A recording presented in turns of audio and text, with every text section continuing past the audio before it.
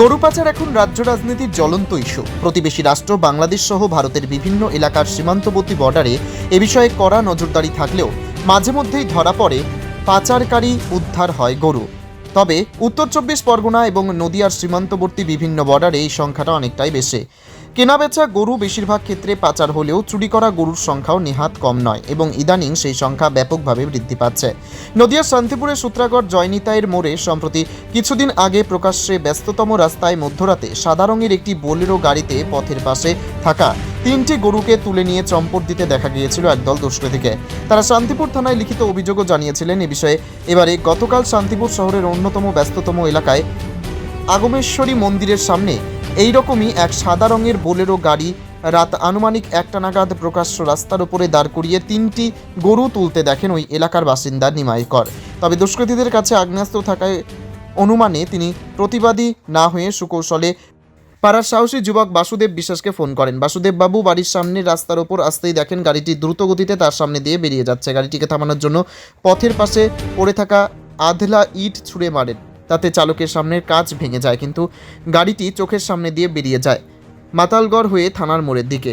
এরপরেই তিনি মন্দিরের সামনে যেখানে থেকে গরুগুলি তোলা হয়েছে সেখানে আসলে শান্তিপুর থানার নৈশকালীন একটি পুলিশ গাড়ি দেখতে পান। সাথে সাথে তাদেরকে জানান ওই দুষ্কৃতীদের গাড়ির গতিপথ প্রসঙ্গে। সাথে সাথে ওই রাস্তা দিয়ে পুলিশ গাড়ি গেলেও তাদের ধরা সম্ভব হয়নি। তবে এলাকার মানুষজন প্রত্যক্ষদর্শী নিমাই করের সিসি ক্যামেরা থেকে উদ্ধার হওয়া ফুটেজ শান্তিপুর থানার পুলিশ প্রশাসনকে জমা দিয়ে দাবি জানিয়েছেন দুষ্কৃতীদের কঠোর শাস্তি। তবে এখনও পর্যন্ত গরুর মালিক হিসেবে কোনো দাবিদারকে পাওয়া যায়নি। কারণ হিসেবে তারা জানান এ ধরনের কিছু স্বার্থান্বেষী মানুষ আছেন যারা গরু পুষলেও ছেড়ে রাখে।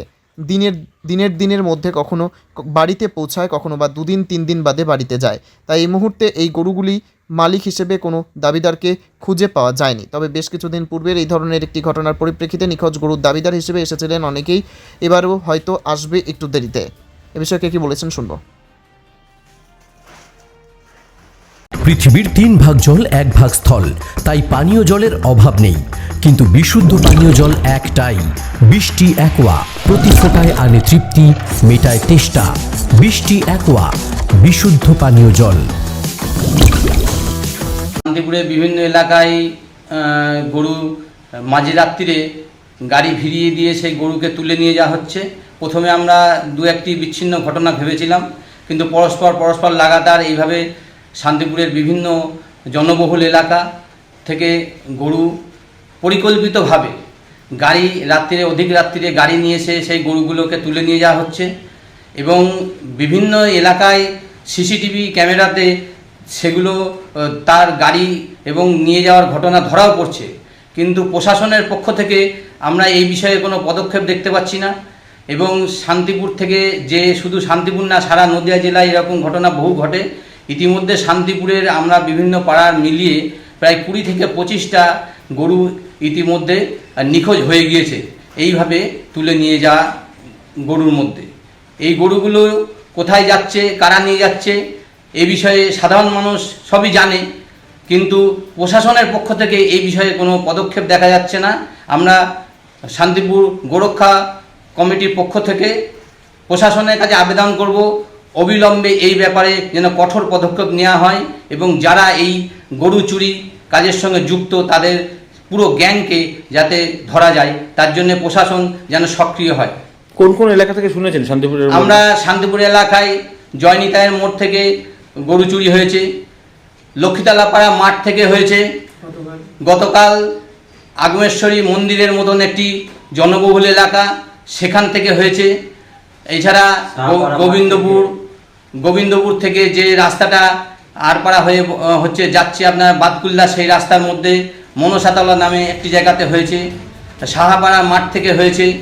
এরকম বিভিন্ন জায়গা থেকে এই গরু চুরির ঘটনা আসছে। এই যে পাচারের সাথে কি এই ধরনের গরু চুরির কোনো ঘটনা সাদৃশ্য থাকে? পাচারকারীরা যারা গরু পাচারের সঙ্গে, সারা বাংলায় আমরা জানি গরু পাচার বিখ্যাত, সারা ভারতবর্ষে এটা বিখ্যাত হয়ে গিয়েছে বাংলার গরু চুরি, বাংলার গরু পাচার। সেই পাচারকারীদের সঙ্গে যে যোগাযোগ নেই এটা বলা যাচ্ছে না। এই পাচারকারীদের সঙ্গেই হয়তো এই গরু চুরির যে আমরা ঘটনাটা দেখতে পাচ্ছি। এটাও তো ঠিক যে একটা শ্রেণী গরু পুষছেন তারা উদাসীনভাবে ছেড়ে রাখছেনই বা কেন? তাদের তো তাদের ক্ষেত্রে তো অনেক গুরুত্ব দেওয়া উচিত। গুরুত্ব দেওয়া অবশ্যই উচিত, যারা গরু পুষছেন তাদের কাছেও আমরা আবেদন করছি যে নিজের গরু নিজের বাড়িতে যত্ন সহকারে রাখুন। আমরা গোমাতা হিসাবে গরুকে দেখি, গরুর সেবা যত্ন করি। সেই গরু রাতের অন্ধকারে রাস্তায় ঘুরে বেড়াবে এটাও ঠিক না, কিন্তু ঘুরে বেড়ালেই যে পাচারকারীরা চুরি করে নিয়ে যাবে এটাও ঠিক না। আচ্ছা, আরেকটি বিষয় হচ্ছে যে এই সিসি ক্যামেরার ক্ষেত্রে বেশিরভাগ ক্ষেত্রে তো আমরা ব্যক্তিগত সিসি ক্যামেরা থেকে দেখছি, সেক্ষেত্রে পুলিশ প্রশাসন বা অন্যান্য পুরসভা যে সিসি ক্যামেরা সেগুলো থেকে কি আপনারা জানতে পেরেছেন? না, সেগুলো থেকে আমরা কোনো ইনফরমেশান এখনো পর্যন্ত পাইনি। আমরা যেটুকুনি খবরাখবর পাচ্ছি কারোর ব্যক্তিগত বাড়ির দুয়ারের গোড়ায় বা রাস্তাতে যে সিসি ক্যামেরা আছে সেই ক্যামেরাতে সেইগুলো ধরা পড়ছে। রাত্রিতে তো পুলিশ গাড়ি 8টি গাড়ি ঘোরাফেরা করে শুনেছি, তো সেক্ষেত্রে তো তাহলে এইরকম ঘটনা রাজরাস্তায় প্রকাশ্যে দাঁড়িয়ে একটা গরু তুলতে তো বেশ খানিকটা, মানে 3টে গরু তুলতে আধ ঘন্টা সময় লেগে যায়। 3টে গরু তুলতে গতকাল যে ঘটনাটা ঘটেছে আগমেশ্বরী মন্দিরের সামনে, প্রশাসনকে থানাতে ফোন করার পরেও স্থানীয় মানুষ থানাতে ফোন করেছে, কিন্তু যতক্ষণে প্রশাসনের গাড়ি এসে পৌঁছেছে পুলিশের গাড়ি, ততক্ষণে তারা সেই গাড়িতে 3টি গরু তুলে নিয়ে রওনা দিয়ে দিয়েছে। আর প্রশাসনকে তার গাড়ির যে পথ সেই পথের নির্দেশ বলা হয়েছে, কিন্তু প্রশাসনের পক্ষ থেকে সেই গাড়ির যে ধরা বা তাকে আটক করার মতন কোনো খবর আমাদের কাছে এখন বিভিন্ন জায়গায় তো চেকপোস্টও আছে। বিভিন্ন জায়গায় চেকপোস্ট আছে, কিন্তু সেই চেকপোস্টে প্রশাসন কিভাবে খবর দিয়েছে, কেন ধরা গেল না, সেগুলো আমাদের কাছে এখন অজানা। সেক্ষেত্রে আপনারা যাবেন? সেক্ষেত্রে আমরা শান্তিপুর, শুধু শান্তিপুর নয়, সারা বাংলায় গোরক্ষার যে কমিটি আছে আমরা তাদের ঊর্ধ্বতন কর্তৃপক্ষকে আমাদের জানিয়েছি। আগামী দিনে যদি এই ধরনের কাজ চলতে থাকে আমরা সারা শান্তিপুর শহর জুড়ে, সারা রাজ্য জুড়ে বৃহত্তর আন্দোলনে যাওয়ার পরিকল্পনা করছি। আর এই যে গরু চুরি হচ্ছে সেগুলো কি আপনারা লিপিবদ্ধ করছেন? হ্যাঁ, গরু চুরি হচ্ছে, কোথা থেকে কিভাবে হচ্ছে, কত তারিখে হচ্ছে, সেগুলো আমরা তালিকা করছি। আপনার নাম, পরিচয়? আমার নাম সঞ্জয় কর, শান্তিপুর গোরক্ষা কমিটি সদস্য। নদিয়ার সব থেকে বড় English medium school JRS public school প্রায় 35 বিঘা জমির ওপর গড়ে উঠেছে বিশাল ক্যাম্পাস। নার্সারি থেকে শুরু করে উচ্চ মাধ্যমিক, ITI college, law college, BEd college, ভর্তি চলছে জেআরএস পাবলিক। ব্যালকনি বা সিঁড়ির রেলিং, মডিউলার কিচেন বা ড্রয়িং রুম, এক কথায় আপনার স্বপ্নের বাড়িকে করে তুলুন আরো সুন্দর। Chakdah ply centre, gorgeous look বা কোয়ালিটি সবে 3 number 1 Chakdah ply centre. Chakdah ply centre, KBM, Chakdah, Nadia. কোথায় ইনভেস্ট করবেন, কেন করবেন বুঝতে পারছেন না তো? সঠিক গাইডলাইন পেতে আজই আসুন নদিয়ার চাকদাতে নিবেদিতা প্রাইভেট লিমিটেডে। Nibedita private limited, marketing and distribution service. Chakdah aluminium centre, ply, কাঁচ, laminates, kitchen fittings, door lock, window ও অ্যালুমিনিয়ামের খুচরো ও পাইকারি বিক্রেতা। Chakdah aluminium centre, Purbalalpur 50 number রেলগেটের পাশে, চাকদা, নদিয়া। হোমওয়ার্কটা করেছো? হ্যাঁ স্যার। এ বাবা, ভুল করেছো কেন? চোখে কেমন ঝাপসা দেখছি, লিখতে আর পড়তে খুব সমস্যা হচ্ছে।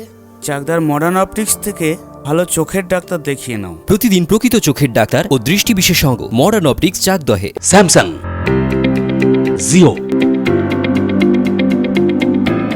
রিয়েলমি, নদিয়ার একমাত্র অথরাইজড ডিস্ট্রিবিউটর ঘোষ কমিউনিকেশন, থানার মোড়, চাকদা।